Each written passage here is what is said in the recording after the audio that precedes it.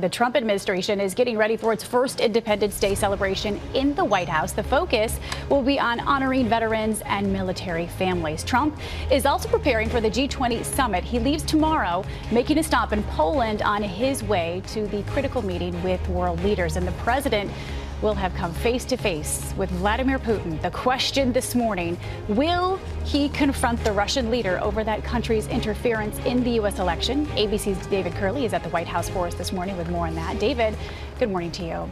Good morning, Paula. We are not hearing from the president about that meeting coming later this week. He is tweeting this morning about the North Korean missile launch, but he is preparing for that big G20 summit in Europe.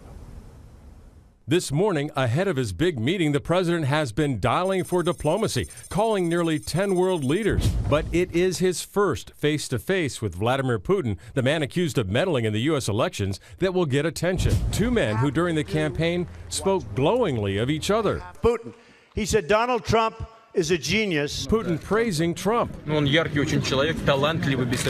leaving some Democrats wondering if all these kind words led to cooperation during the presidential campaign. The election hacking, contacts between several Trump confidants with Russians, and possible collusion. Now the subject of congressional and a special counsel investigation. For several years, Mr. Trump stated he had met the Russian leader. Tough guy. I met him once. But now says this will be their first face-to-face. Yet you said for 3 years, 13, 14, and 15, that you did have a relationship with him. No, look, what do you call a relationship? I mean, he treats me with great respect.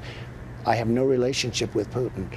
I don't think I've ever met him. I never met him. I don't think I've ever met him. Syria, Ukraine, just two friction points. The Russians also say they want their 2 U.S. diplomatic compounds back, facilities shut down by President Obama for the Russian interference in the elections.